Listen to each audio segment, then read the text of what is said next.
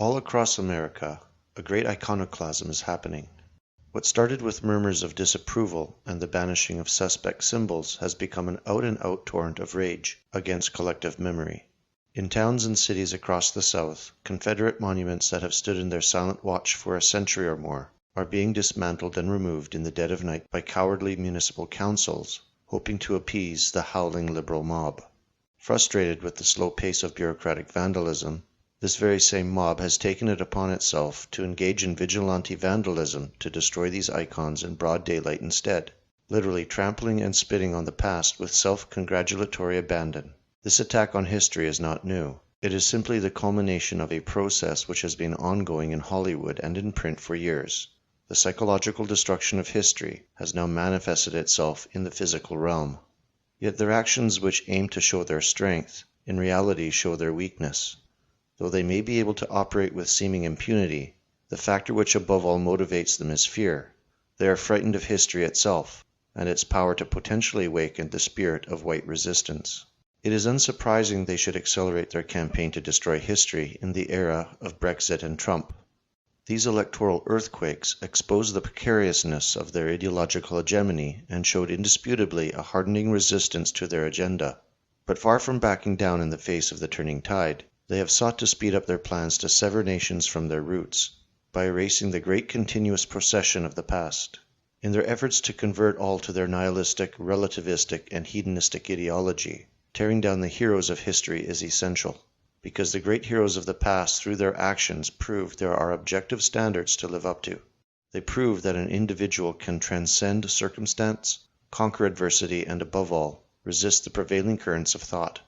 Generally is an infuriating figure for the left, because although sullied by the supposed moral infirmity of his cause, the marble man who carried out his duty to the end with impeccable conduct in the face of overwhelming odds still captures the imagination of many today.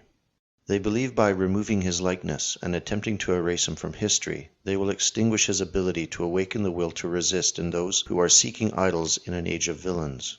It is important that they do this now because more and more people are surveying the vulgar, vapid, and morally sick nature of modernity and are becoming restless and disillusioned. More and more people are realizing we have chosen the wrong path, and to choose a different route we must return to where we came from. We must look back to our ancestors. In the minds of the fearful, they must stamp out the dim embers of a coherent, collective mythology, now, once and for all, to complete their plans for a rootless, international, and meaningless world. A world which they can guiltlessly aspire to nothing, because no man ever was better than another. A world in which no one is subjected to judgment, because they fear if they ever were, they would be found wanting. For all of their hollow espousal of tolerance, it is inconceivable to them to believe that the Confederate memorials represent in actuality the pinnacle of tolerance. They are the embodiment of a respectful reconciliation between old enemies, a graceful nod to the notion that people can fight and die on opposite sides, but in the end come together as one to build a collective future.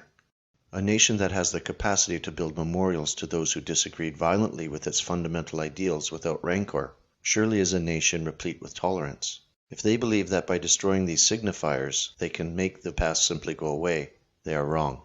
For every statue they topple, for every set of bones they disturb, for every memorial that is melted down, they stoke the fires of white resistance. By their conspicuous and reckless actions they expose the true fundamental political and philosophical dichotomy of our time. It is not right or left, but builders and destroyers. Those who wish to preserve and grow, and those who wish to venerate random destruction and waste. They have made a catastrophic miscalculation.